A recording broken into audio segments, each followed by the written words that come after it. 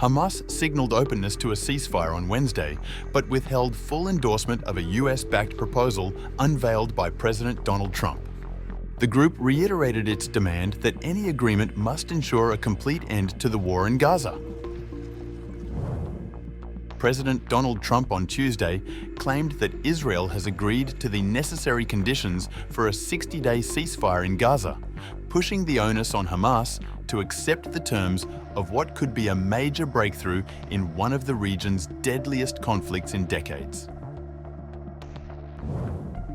In a statement posted to Truth Social, Trump said that during the proposed truce, the United States would work with all parties to end the war.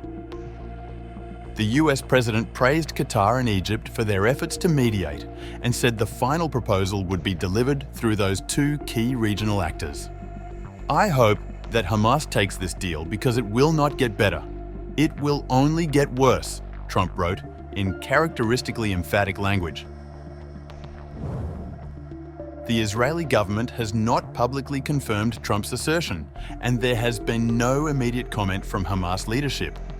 Nonetheless, the Trump's remarks mark a significant development as diplomatic efforts intensify following months of back-and-forth negotiations and intermittent violence.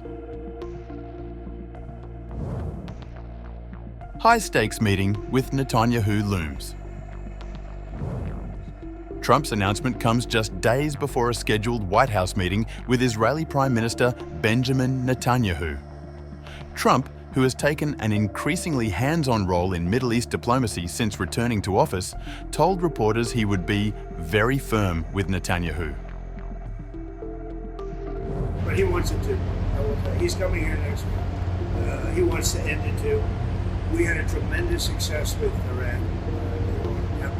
Somebody said, "When are you going to sign?" I said, "Sign? They are so bombed out." Did you see the report issued this morning? The place was decimated. While Trump voiced optimism, significant hurdles remain. Israel's Strategic Affairs Minister Ron Dermer is currently in Washington meeting with US officials, including Secretary of State Marco Rubio, Vice President J.D. Vance, and Middle East envoy Steve Witkoff, in what sources say are last-ditch efforts to finalize an agreement. Earlier in the day, Israel's ambassador to the UN, Danny Danon, told the BBC that Israel is absolutely ready for a ceasefire, but warned that Hamas continues to play hardball.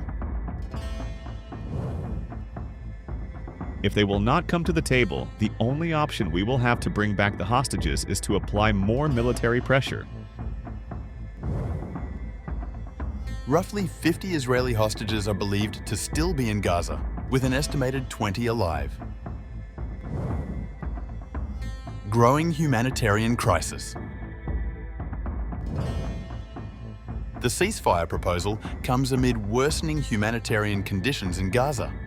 On Monday, an Israeli airstrike reportedly killed at least 20 Palestinians at a seafront cafe in Gaza City, according to medics and local eyewitnesses. The Israeli Defense Forces have also ordered evacuations in parts of northern Gaza ahead of what military officials have described as increased operational activity. More than 56,000 Palestinians have been killed since Israel launched its military campaign following the October 7, 2023, Hamas attacks that left approximately 1,200 Israelis dead. Human rights groups continue to raise alarm over alleged violations and civilian harm in aid distribution zones, including accusations that Israeli forces have fired on aid seekers, a charge Israel strongly denies.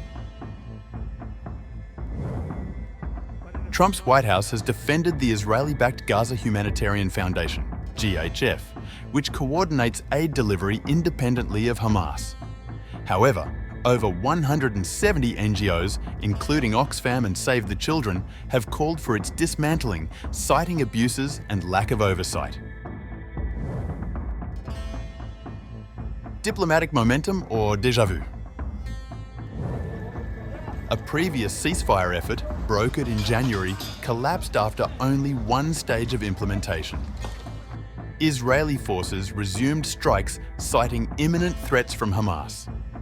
That agreement had envisioned a full Israeli withdrawal from Gaza and a phased prisoner exchange, terms that remain contentious. Now, with Trump casting himself as the central broker of peace in both Gaza and, separately, in ongoing Iran-Israel tensions, all eyes are on whether his efforts will translate into tangible results. The Qataris and Egyptians have worked very hard to help bring peace, Trump said. This is the final proposal. Whether it will be accepted and hold remains to be seen.